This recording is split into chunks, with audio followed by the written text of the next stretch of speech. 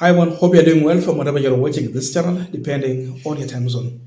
Now today, Oscar Sudi was in Baringo and he had accompanied President William Ruto and his entire UDA and the Kenya Kwanza administration. They went there for, was it a sheep auction or goat? Something like that, such kind of an event. So, in this event, when Oscar Sudi was granted an opportunity to address the people, there is something he's talked about here which seems to be so much dangerous, having listened to his statement. You know, Oscar Sudi is a close ally to Ruto, a man who is so much close to State House. A man, when Ruto wants to speak to some issues, he would use him to talk about these issues. So sometimes when he speaks, we know Ruto is speaking. So, without wasting time, Sudi talked about dealing with some individuals physically. And he put it in Swahili, that ni vile tu, yani sheria iko. Kuna watu wengine, tungelimana tu mangumi, waziwazi. There are people we can exchange blows with. But it is just because we have the law that is governing the country. If not, then they can deal with these individuals. That is Oscar Sudi. Now, to make it worse, and really to see the threat here, Sudi did not stop there. Like if he would have stopped from there, we will need to do some more research to go and find who are these people that he might be talking about. He went further to talk about the people who are opposing some government programs. For example, SHIF. You know, we just came from NHIF that seems to have been working for some people. Okay, for people, but not that much really efficient. NHIF. Now we have SHA that is similarly symbolic. We know people who talked about this. Then the issue of vaccinating the animals. Uko na ng'ombe, uko na nini unafuga kule. We know people who came out to oppose. So Sudi made it easy for us. He went further to mention these people's names. He talked about nimeona mabishop criticizing the government. They're only talking about the negative side of the government, but they never support the positive side. He did not stop there. He went further to talk about Kalonzo Musyoka, speaking about the issue of vaccination. Then tumeona wengine wakiongea mambo ya vaccination, Kalonzo nimeona akiongea. So he has mentioned the bishops, he has mentioned the opposition leader, Kalonzo Musyoka. Then he has talked about exchanging blows. So definitely, these are the people that Oscar Sudi has addressed in this video. He has threatened to exchange blows with bishops. Ni vile tu sheria iko. Lakini wangerushana mangumi. He has threatened to exchange blows with Kalonzo Musyoka. Ni vile tu sheria iko. Lakini wangelimana na hao mangumi. So, a William Ruto ally, a man close to power, people will refer to as kitchen cabinet. He's here now speaking.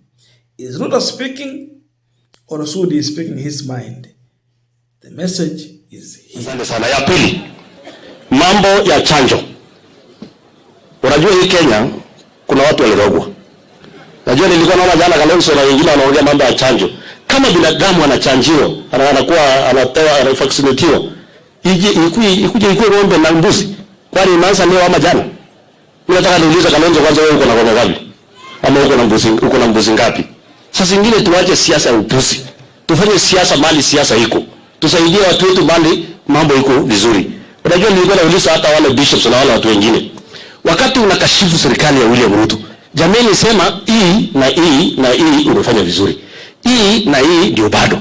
Wacha tu kuamua kila siku kusema hii ni mbaya, sha ni mbaya, chanjo ni mbaya, fiato ni mbaya, sijui ile ni mbaya. Na yanzo lazima fanya kazi. Sisi watu mkono tuko hapo nyuma yako.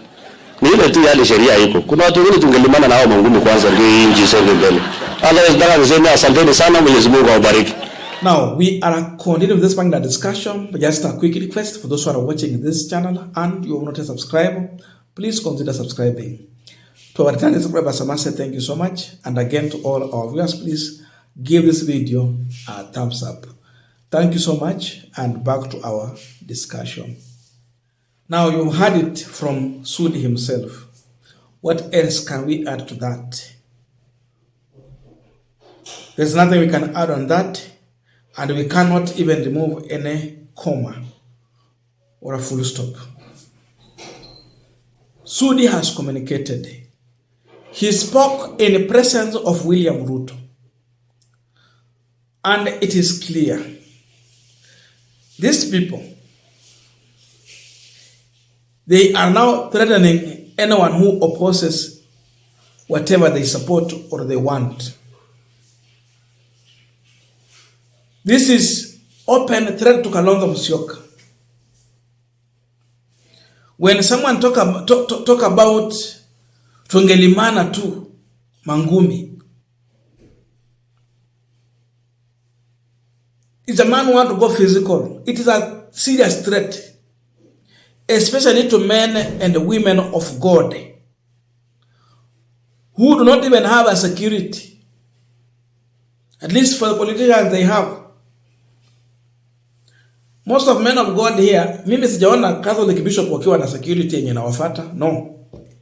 Wachana na wale wachache wa sarakasi hapa na pale, hao watu wa ministries hao, wachana na hao. Naongea kuhusu these mainstream churches.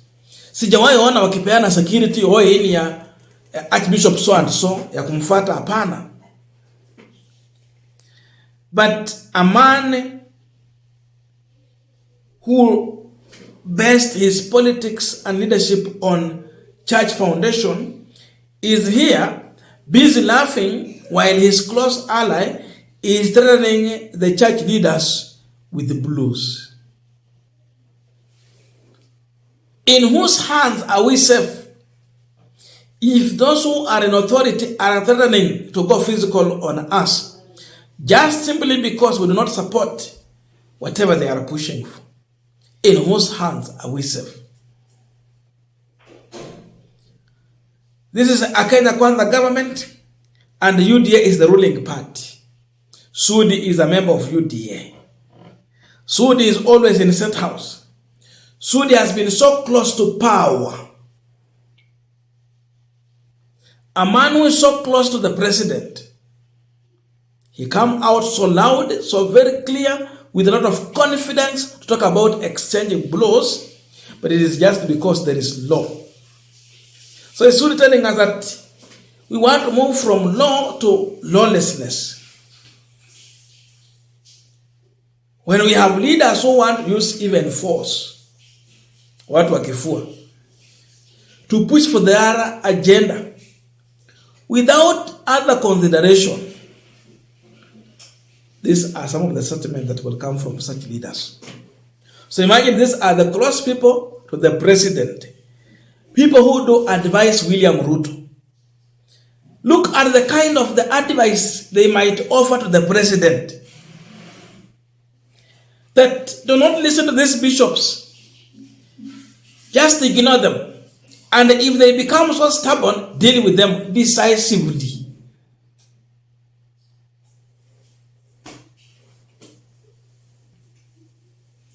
These are the people around the State House there.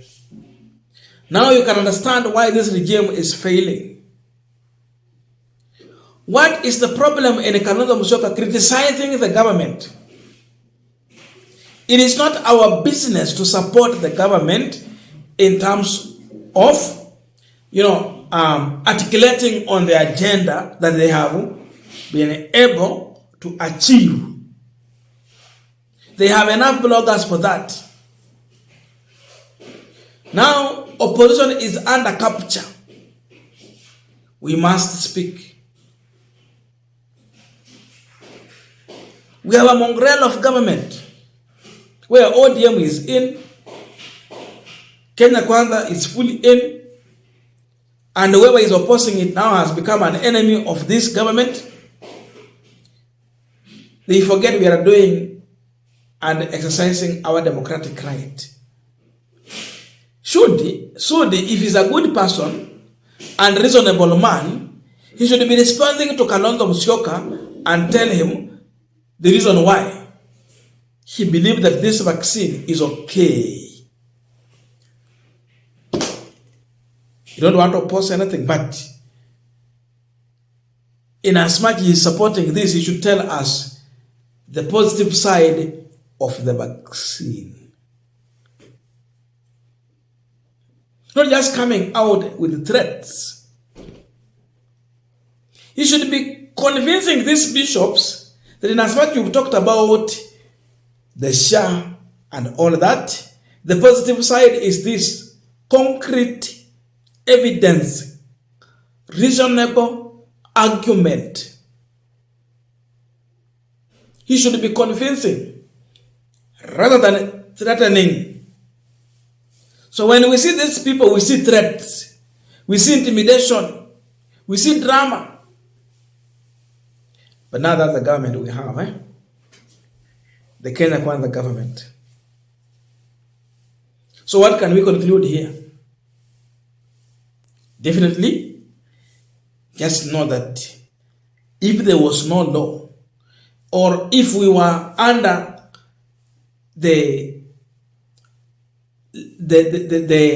other constitution, before 2010 constitution, the constitution that Moi was using for ruling this country, these people would have done the worst thing to us. We have one of the powerful constitution, but still they attempt every time. What if they were under the Moi rule? What will we go through? They must understand that we moved on a long time ago.